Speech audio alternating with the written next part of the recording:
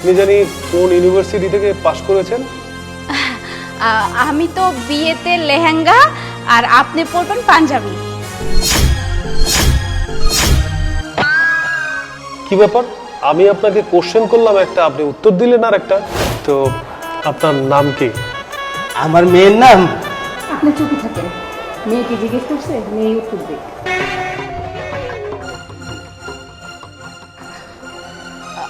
আমার নাম উর্মি। মা, সামান্য নামটা জিজ্ঞেস করলাম, এটা বলতে এত টাইম লাগলো? মেয়ে বয়রে টরে না তো?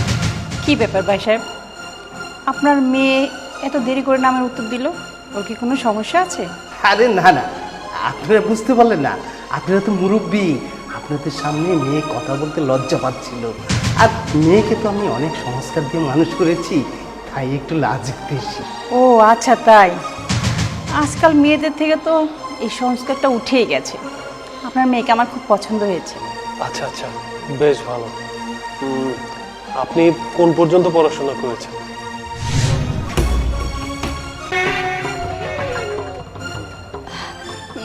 আমি বিএ অনার্স পড়ছি।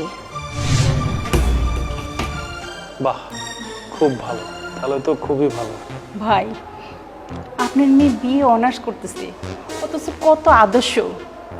আপনার মেয়ে খুব লক্ষ্মী। বাবা মেয়েকে কিন্তু আমার খুব পছন্দ হয়েছে। এখন বাকি ডিসিশনটা তুই নি। আমারও খুব পছন্দ হয়েছে মা, আমি ওকে বিয়ে করতে চাই। আচ্ছা, হ্যাঁ, বিয়ের পরে আপনি হানিমুনে কোথায় যাবেন? আচ্ছা ওয়েট, আমার একটা কল আসছে।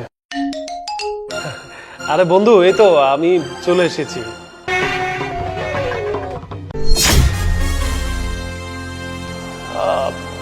ওকে ওকে, আমি তোকে কিছুক্ষণ পরে কল দিচ্ছি। আমি কক্সবাজার যাব।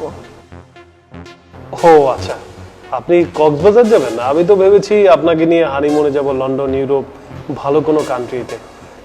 আমার মেয়ে ছোট থেকেই হিসেবি, ও যদি আপনার সংসারে যায় না, তাহলে দেখবেন সংসারে গুছিয়ে রাখবো। ভাই সাহেব, কি বলছেন?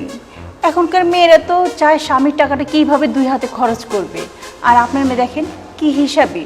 আমার ছেলে চাচ্ছে ভালো জায়গায় যাওয়ার জন্য, আরও কম টাকা যেন খরচ হয়, এই জন্য বলছে হানিমুনে কক্সবাজার যাবে। আচ্ছা যাই হোক আঙ্কেল, আসলে আমার গাড়িতে তো মিষ্টি ফল অনেক কিছু নিয়ে এসেছি, আমি একা একা আনতে পারবো না। আপনাদের বাসায় কি কোনো বাচ্চা বা কোনো লোকজন আছে? আরে আছে তো বাবা, আমি ডেকে দিচ্ছি। আরিফ, আরিফ, কোথায় গেলি? আয় এদিকে আয়।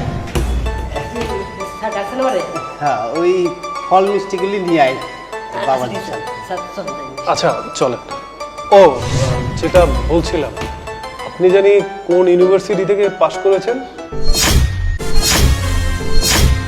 কি ব্যাপার মা, কোথায় পড়ো বলো? চুপ করে আছো কেন, কথা বলছো না কেন? আমি তো বিয়েতে লেহেঙ্গা আর আপনি পরবেন পাঞ্জাবি। কি ব্যাপার, আমি আপনাকে কোশ্চেন করলাম একটা, আপনি উত্তর দিলেন আর একটা। আসলে বাবা, ওর ছোট থেকেই সব ও লেহেঙ্গা পরবে, আর তোমাকে পাঞ্জাবিতে বেশ মানাবে, তাই আর কি ও তা বলে ফেললো। থামুন, উৎসাহে মানে? আপনি কি ভেবেছেন আমি কিছুই জানি না? আপনার মেয়ে বয়রা, আমরা আসার সময় আমাদেরকে অনেকে বলেছে, কিন্তু আমরা বিশ্বাস করিনি, কিন্তু এসে দেখলাম সত্যি সত্যি আপনার মেয়ে বয়রা। আর আপনি একটা নাটক করেছেন এটাকে ঢাকার জন্য। কেন বলুন তো? এই নাটকটা করার কি প্রয়োজন ছিল? আপনার মেয়ে দেখতে শুনতে অনেক সুন্দরী, যে কোনো জায়গায় বিয়ে হয়ে যেত, কিন্তু এই মিথ্যের আশ্রয়টা কেন নিলেন? আপনি কি ভেবেছেন আমরা কিছু জানি না? আমরা সব কিছু জানি। আপনাদের বাসায় যখন আমরা মেয়ে দেখতে আসি, আপনাদের আশেপাশের লোকে অনেক ধরনের অনেক কথা বলেছে মেয়ে কানে শোনে না, মেয়ে বয়রা। আর আপনি কি করলেন? আমাদের কাছে লুকালেন কেন ভাই?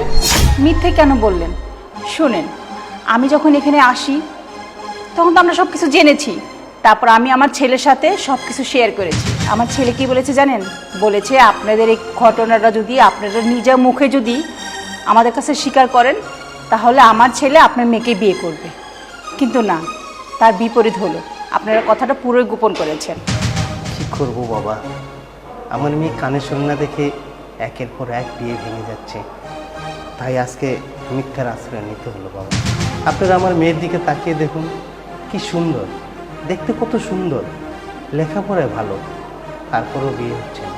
শুনুন আঙ্কেল, আপনার সব কথাই আমি শুনলাম, কিন্তু আপনার এত বড় নাটক করাটা উচিত হয়নি, এত বড় মিথ্যার আশ্রয় নেওয়ার উচিত হয়নি, আর এই জন্যই আপনার মেয়ের বিয়ে হয়নি বা হচ্ছে না।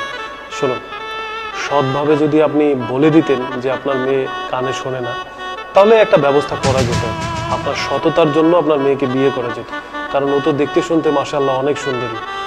আপনাকে একটা কথা বলি, আপনি মিথ্যার আশ্রয়টা না নিলে ওকে আমাদের পছন্দ হয়েছিল, ওকে আমি বিয়ে করতাম, কিন্তু যেহেতু মিথ্যার আশ্রয় নিয়েছেন, যে ফ্যামিলিতে মিথ্যা দিয়ে শুরু হয় ওই ফ্যামিলিতে আমি সম্পর্ক করতে চাই না। তবে একটা কথা বলে যাচ্ছি, আমার কথাটা শুনলে আপনার মেয়ের ভবিষ্যৎ অনেক ভালো হবে।